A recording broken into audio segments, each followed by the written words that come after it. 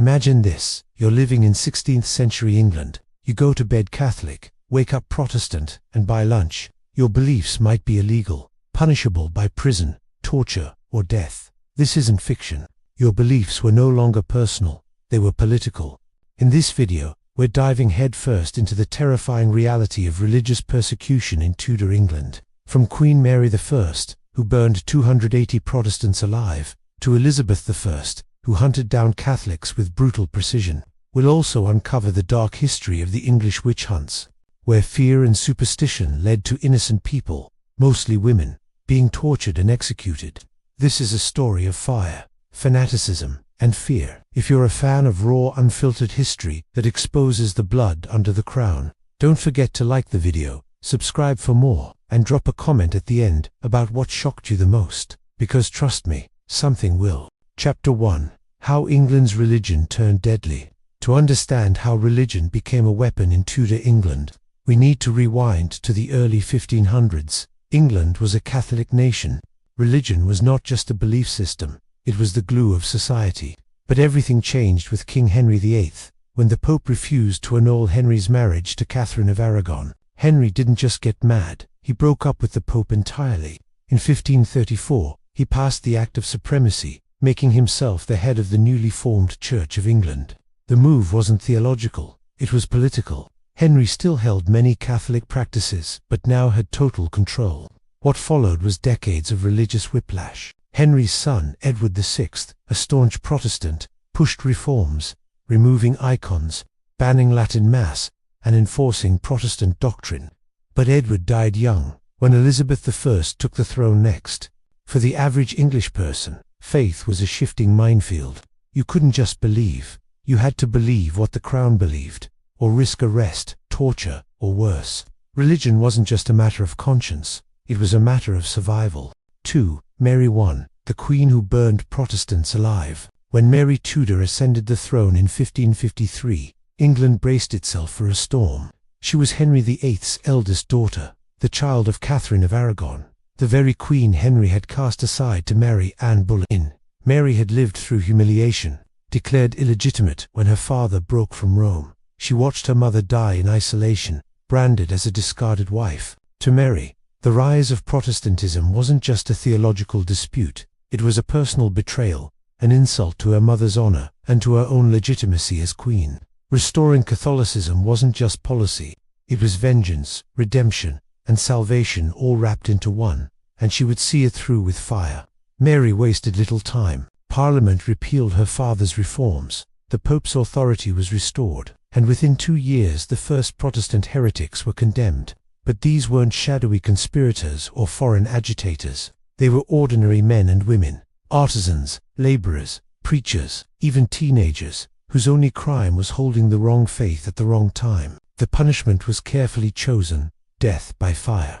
Burning was not only agonizing but symbolic. The flames were meant to purify the soul of the heretic, a last chance to purge the sin of defiance before God's judgment. For the watching crowds, it was theater, a brutal reminder of what awaited anyone who dared resist Rome. The executions began in earnest in 1555. Town squares became stages of horror as men and women were tied to wooden stakes. Surrounded by bundles of kindling, soldiers lit the torches and fire raced upward, licking at the legs, then the torso, until smoke choked the air and screams filled the streets. Some victims recited prayers until their voices were swallowed by the crackle of flames. Others sang hymns, their words breaking but defiant, carrying over the roar of fire. These moments burned themselves into the memory of England, not just as punishments, but as martyrs' testaments. Among the most famous victims were the Oxford martyrs, Hugh Latimer, Nicholas Ridley, and Thomas Cranmer. Latimer and Ridley, both Protestant bishops, were burned side by side in 1555. As the fire was lit beneath them, Latimer's voice rang out through the smoke: "Be of good comfort, Master Ridley, and play the man. We shall this day light such a candle, by God's grace, in England, as I trust shall never be put out." That line, shouted in his dying moments, would echo for generations, turning Mary's attempt at terror into the fuel of Protestant identity. Cranmer's death was perhaps the most chilling. As the former Archbishop of Canterbury, he had helped engineer Henry VIII's break with Rome. Arrested under Mary, he was broken by months of imprisonment and pressure, eventually signing a recantation, renouncing his Protestant faith. But when dragged before the stake in 1556, he shocked everyone. In his final speech, he rejected his recantation, calling it false, and declared his loyalty to Protestant teaching. Then, as the fire rose, he thrust his right hand, the hand that had signed the recantation, into the flames first, holding it steady as it blackened and crumbled. His body followed soon after, but the image of his burning hand remained carved into history. In all, around 280 Protestants were executed during Mary's short reign. Many were not leaders or agitators, but ordinary townsfolk, bakers, farmers, young mothers, people whose faith was quiet but steadfast. Entire communities gathered to watch, and while some may have cheered, many were horrified. Children clutched their parents, neighbors wept, and whispers spread through villages that Mary's fire was consuming not just heretics, but England's very soul. Far from uniting the kingdom under Rome, the burnings deepened resentment and fear. Her enemies began to call her what history remembers her as today, Bloody Mary. Mary believed she was saving her people's souls, cleansing England of corruption. But in her quest for holy purity, she planted seeds of division and hatred that would long outlive her. The fires of Smithfield and Oxford did not extinguish Protestant faith, they transformed it into a cause worth dying for. And in doing so, Mary secured her place as one of the most infamous monarchs in English history, remembered not for her devotion, but for her flames. 3. Elizabeth I, the tolerant queen who tortured Catholics. When Elizabeth I took the throne in 1558, England let out a cautious sigh of relief. The years before her had been a storm of faith and fire. Henry's break with Rome, Edward's Protestant zeal, Mary's Catholic inferno. Elizabeth was young, intelligent, and politically shrewd. At first, she promised moderation. She famously declared she would not make windows into men's souls, suggesting that what mattered was outward conformity, not private belief. It sounded merciful, even modern. To many weary Englishmen, Elizabeth appeared to be the queen who would finally bring peace to a kingdom fractured by religion. But peace was fragile, and so was Elizabeth's throne. For Catholics, she was the daughter of Anne Boleyn, Henry's concubine queen, and to Rome, she was illegitimate. In 1570, Pope Pius V shattered any hope of tolerance. He issued a papal bull, Regnans in Excelsis, excommunicating Elizabeth, declaring her a heretic, and urging her subjects to rise up and overthrow her. Overnight, English Catholics were no longer just neighbors who worshipped differently. They were painted as potential traitors, fifth columnists who might conspire with Spain or France to topple the Protestant queen. Elizabeth's response was ruthless. Catholic priests became the most hunted men in England. Many had been trained abroad, in secret seminaries in France or the Low Countries, then smuggled back into England, disguised as merchants or travelers.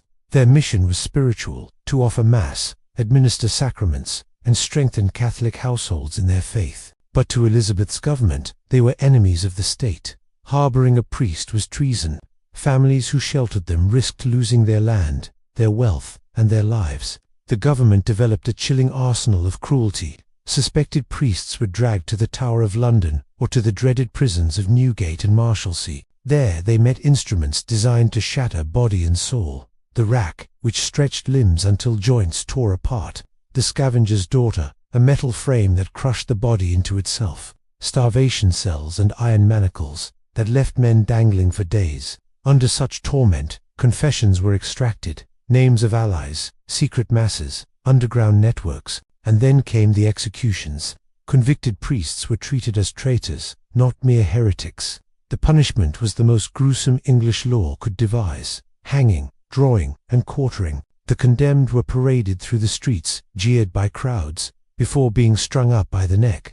Just before death, they were cut down, disemboweled alive, their hearts ripped from their bodies and burned before their eyes, their limbs hacked apart and displayed as a warning. It was not justice, it was theatre, designed to terrify. Even ordinary lay people were caught in the net.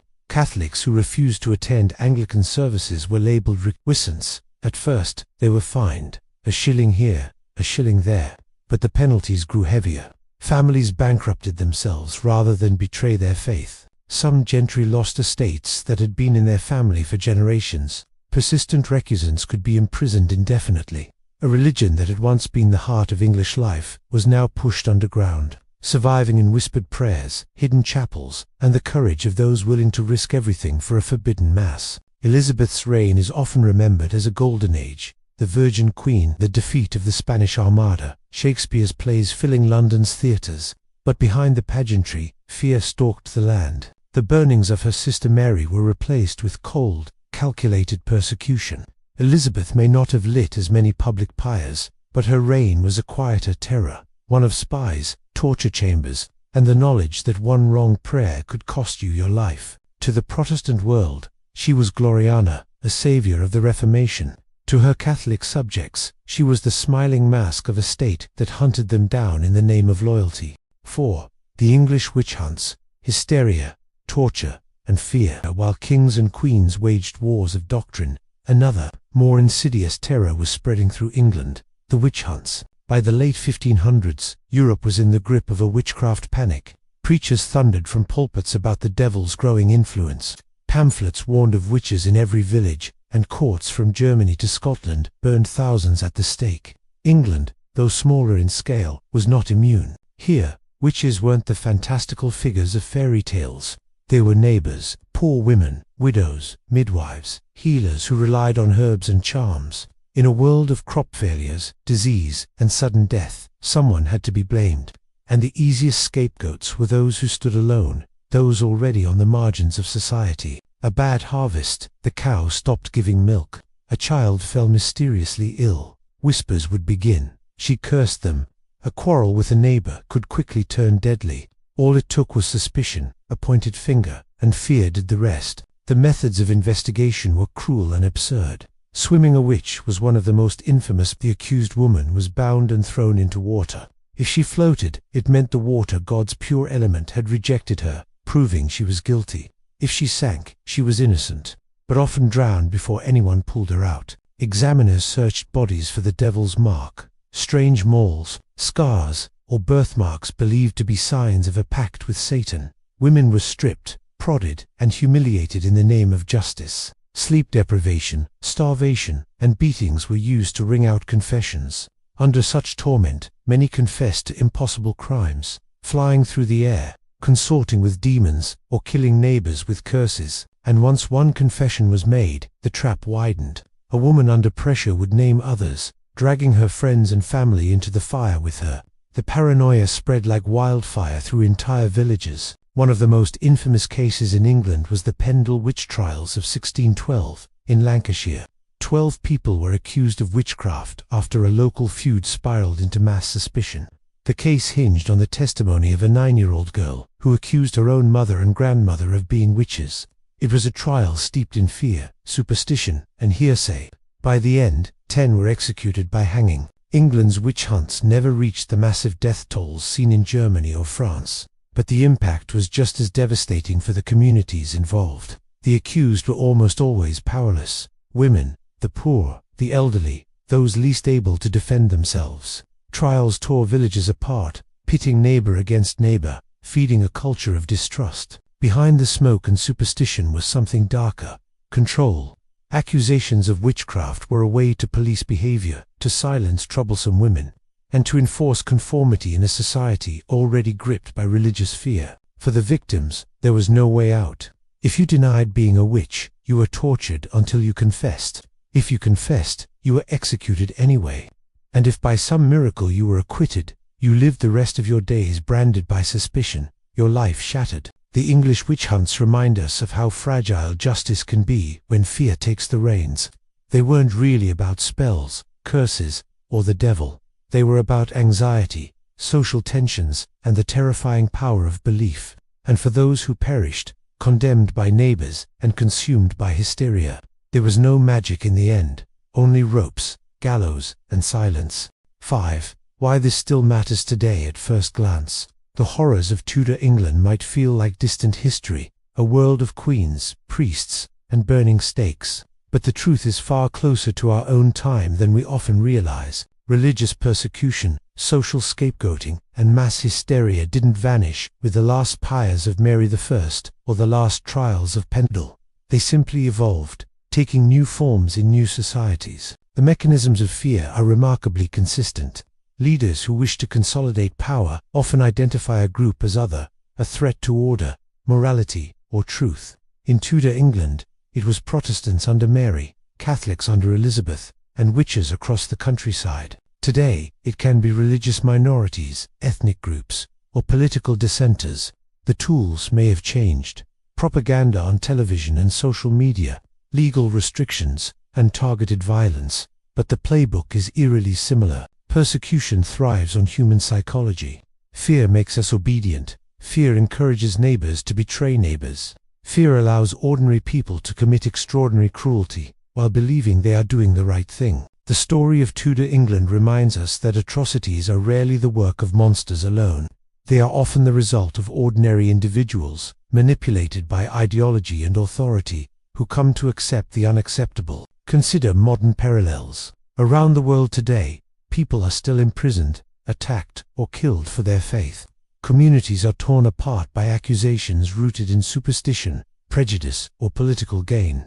Women and marginalized groups are often blamed for society's ills.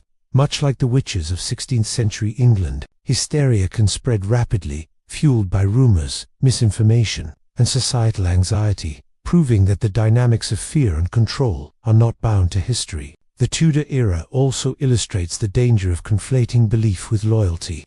In Elizabethan England, private faith was politicized, and survival depended on outward conformity.